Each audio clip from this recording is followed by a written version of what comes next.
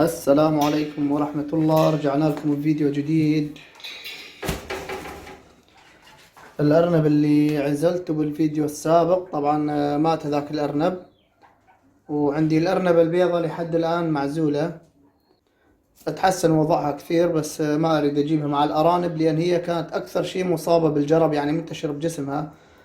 حاليا رايح من عندها الجرب، بس أخاف يرجع مرة ثانية عليها، فعزلتها إلى أن أتأكد أنه سليمة 100% من الجرب، هم بعدين أرجعها. حاليا بقوا هذول الأرانب زوجة تيدي لو، وعندي ذكور راس الأسد 2، وعندي إناث 2، هذه السوداء والبيضة اللي عزلتها. طبعا هذول الإناث 2 هم راح استبعدهم، وإن شاء الله أجيب إناث.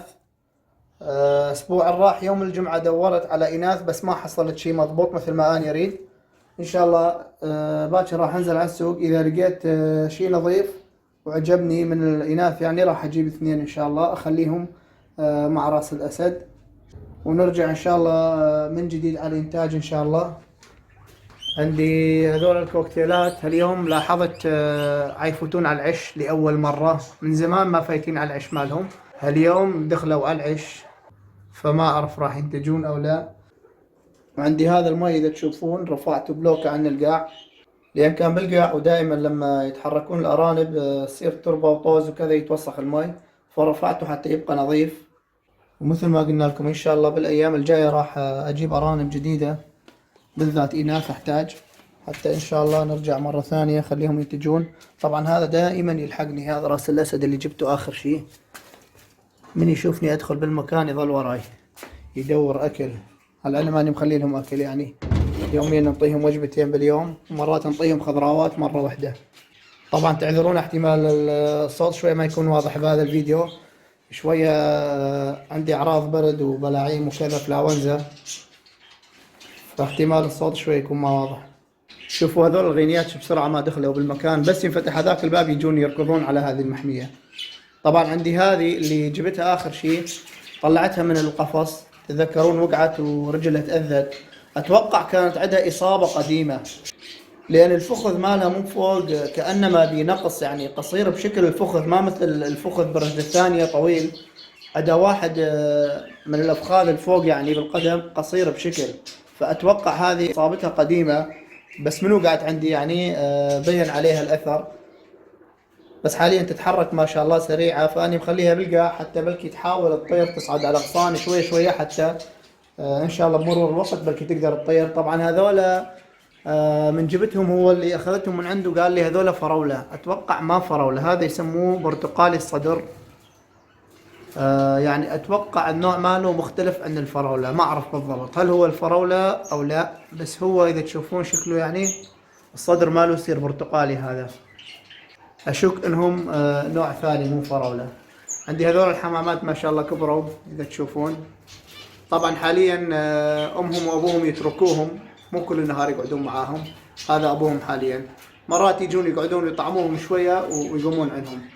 وعندي هذا العش كان عندي الجاوة يدخلون بي، فحصت العش قبل كم يوم، كان اكو 6 بيضات، 2 من البيضات فاقسين، انتظرت يومين هم جيت فحصت العش، باقي البيض ما فقس منه اي شيء، فحصت البيض طلع كله فاسد، 4 بيضات فاسدات و2 ما بيهم شيء فقسوا، فطلعت البيض الفاسد من العش مالهم.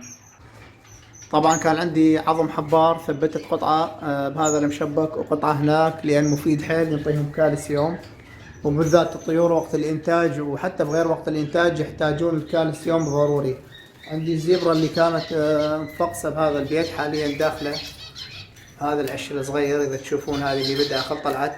طبعا 2 من الأفراخ وقعوا، يعني هذا العش ما مناسب، لأن الأفراخ بس يتحركون يجون بالطرف بهذا المكان يقعون. 2 من الأفراخ وقعوا، حاليا ما أعرف أكو 1 أو 2 بالداخل. حتى هذه الأعشاش أشوفها ما مناسبة للزبرة، يعني يحتاجون أعشاش شوية تكون عميقة، حتى الأفراخ ما يقدرون يطلعون من العش بسرعة إلا شوية يكبرون. شوفوا الحمامة، طبعا الحمام لما ياكل تشوفون هذا بالقاع، هذا كله بسبب الحمام، يعني لما ياكلون يزتون بالقاع اكثر من الاكل اللي ياكلوه. هذه الحمام اذا تشوفون يطاير الاكل يمين ويسار، هذا الحمام دائما لما ياكلون هالشكل.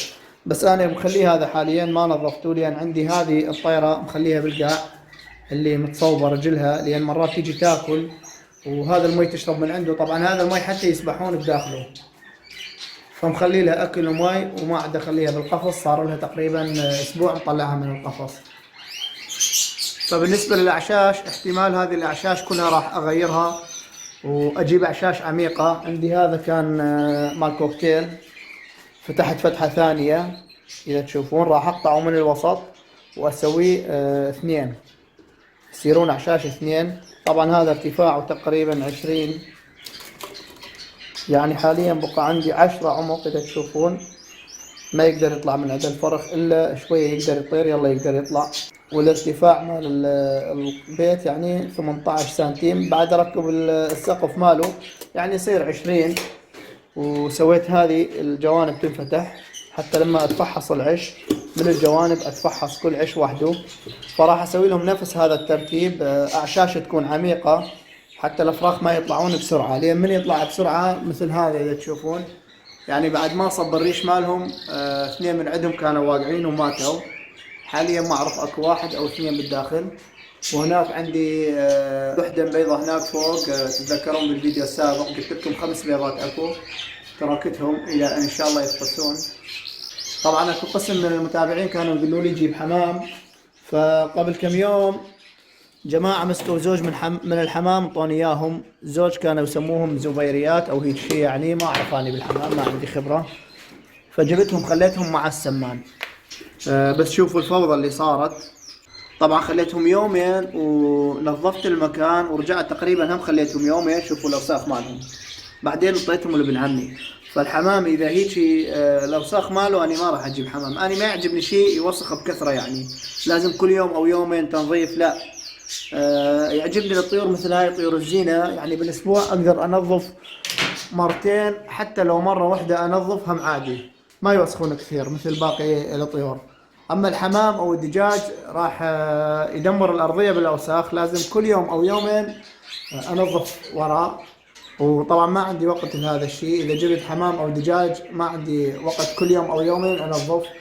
محمية الارانب والطيور، الارانب بالاسبوع انظف مرتين، والطيور بالاسبوع مرة او مرتين، لان ما عندهم فرد اوساخ كثيرة او شيء، دائما المكان نظيف. بس انا حاليا ما منظف، لان عيلمون يسوون اعشاش. اذا تشوفون اكو عشب بالقاع ومخلي لهم بهذا المكان عشب، يلمون يسوون اعشاش، وهذا الاكل اللي عيقع هم يرجعون بالقاع ياكلون، يعني مو كل الاوقات ياكلون من هذا الاكل الفوق، مرات ينزلون بالقاع وياكلون.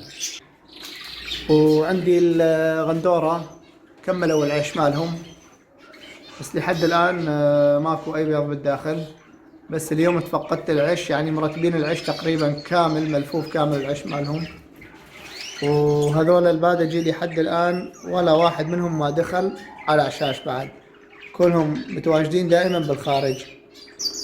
وعندي الكناري دائما عاد تجي تنام بهذا العش مالها، يعني مرات حتى بالنهار أشوفها تنام بالعش. فما أعرف، إن شاء الله بلكي تبيض هالأيام، لأن أكثر الأوقات مثل ما قلت لكم عاد تقعد بالعش. فهذا كان كل شيء بخصوص فيديو اليوم. ان شاء الله باكر انزل على السوق واشوف اذا حصلت ارانب، راح انزلكم فيديو وتشوفوهم ان شاء الله بالفيديو الجاي. وصلنا لنهاية الفيديو، اذا عجبك الفيديو اضغط لايك واشترك بالقناة اذا ما كنت مشترك، والسلام عليكم ورحمة الله.